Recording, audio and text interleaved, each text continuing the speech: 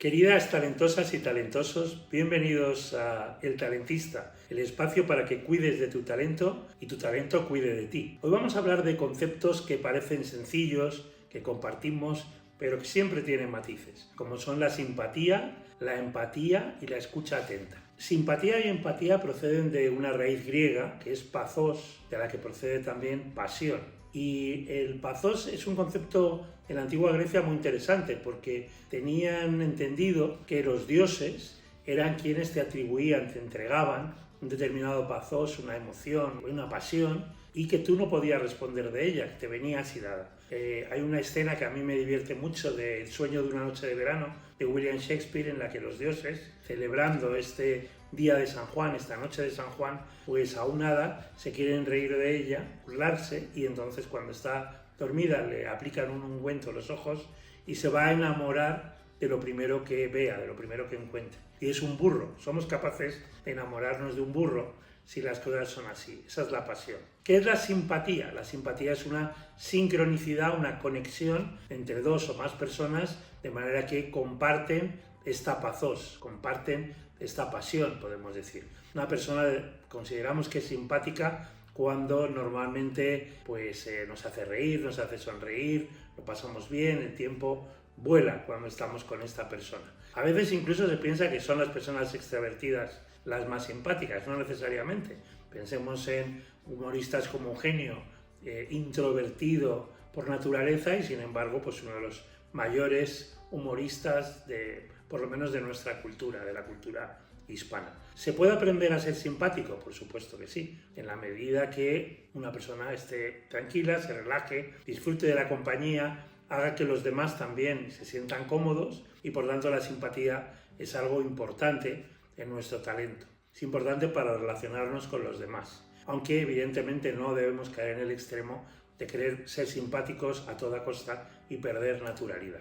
La empatía es un poco más compleja, es la capacidad de ponernos en el lugar de la otra persona. Y hay tres tipos de empatía. La empatía más superficial, que es la empatía cognitiva o intelectual, entendemos el punto de vista de la otra persona, lo compartamos o no. Es una prueba de inteligencia, ser capaces de entender lo que otra persona piensa, lo que otra persona dice, lo que otra persona siente y lo que otra persona hace. La empatía afectiva es más profunda en el sentido de compartir las emociones de la otra persona hasta el punto de que podamos entender que se sienta triste, que se sienta alegre, que tenga ira, que tenga miedo en algunas ocasiones y entonces realmente conectamos desde el punto de vista emocional y nos convertimos en uno. Esta sería la empatía afectiva, que es muy efectiva, evidentemente. Y más profunda todavía es la empatía activa, que llamamos compasión. Compasión no es caridad,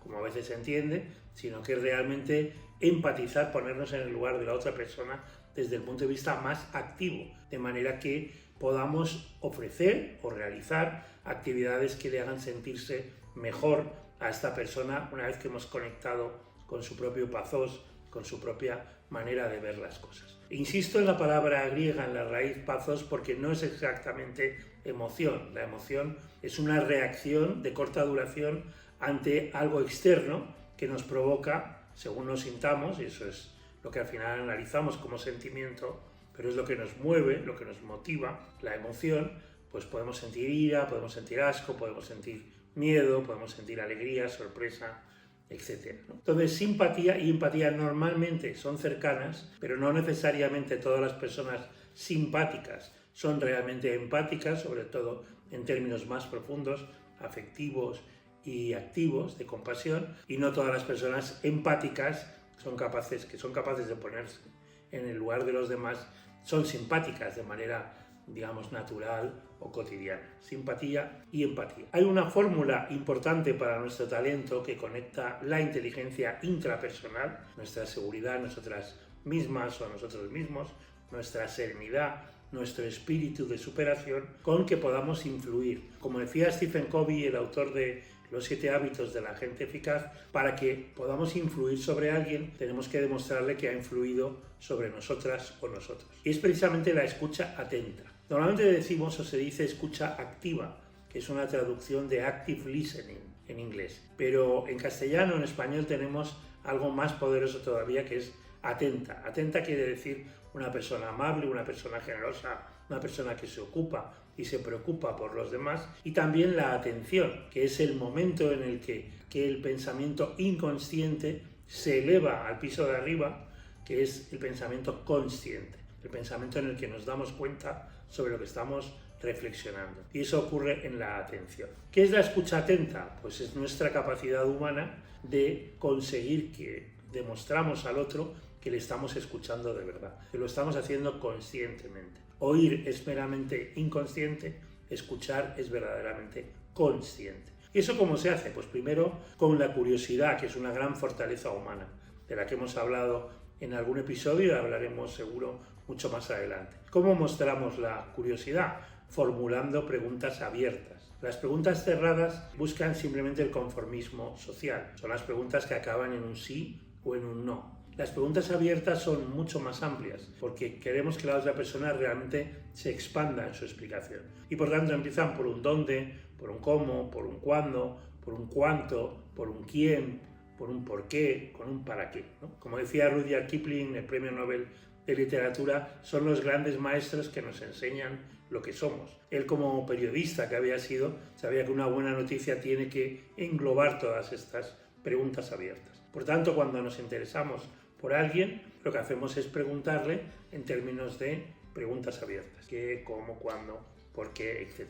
Y nos tomamos el tiempo necesario de una manera pausada, de una forma serena, para escuchar la explicación. Aquí la comunicación no verbal es muy importante, como en todos los casos, pero tenemos que demostrar realmente que estamos ahí, que no estamos distraídos por el móvil, por el ruido, por algún elemento externo que hace que no nos fijemos en lo que la persona dice y en cómo lo dice, porque a veces tenemos que observar que no hay exactamente una coherencia entre lo verbal, lo que está expresando, estoy bien, y realmente la comunicación paraverbal, entonación, volumen, tono, etc. Y sobre todo la comunicación gestual, la no verbal. Tenemos que escuchar y además tenemos que demostrar a la otra persona que de verdad estamos entendiendo lo que nos cuenta. ¿Y cómo lo hacemos? De alguna manera reformulando lo que la otra persona ya ha explicado, para demostrarle, como digo, que realmente estamos escuchando de una manera muy atenta. Comunicar no significa asumir su decisión. Nos ponemos en su lugar, le ayudamos a que se exprese, a que nos cuente, a que se relaje, a que saque esa emoción que puede tener, la comparta con nosotras o con nosotros, y a partir de ahí tomaremos nuestras propias decisiones. Pero es un gran valor de las relaciones personales, es un gran valor para el talento, incluso para nuestra empleabilidad, y es un gran valor para nuestra propia humanidad, porque las personas empáticas que escuchan con suma atención evidentemente demuestran humildad, no se ponen por encima de los demás de una forma soberbia, demuestran en esta conexión humanidad y también, como no, si utilizan la ironía, que es una fina herramienta de la inteligencia, pueden demostrar sentido del humor. Os animo a reflexionar sobre vuestra simpatía, la simpatía de vuestro entorno, a reflexionar también sobre el nivel de empatía con determinadas personas, evidentemente con algunas nos cuesta menos y con otras nos puede costar más, y a practicar más y mejor todavía la escucha atenta, la escucha desde las preguntas, desde la observación, desde esa calma y de esa reformulación de lo que la otra persona nos ha contado, porque son instrumentos muy útiles para el talento y evidentemente para hacerlo crecer. Si os ha gustado, por favor, darle al like, suscribiros y nos vemos en una ocasión muy cercana. Muchas gracias.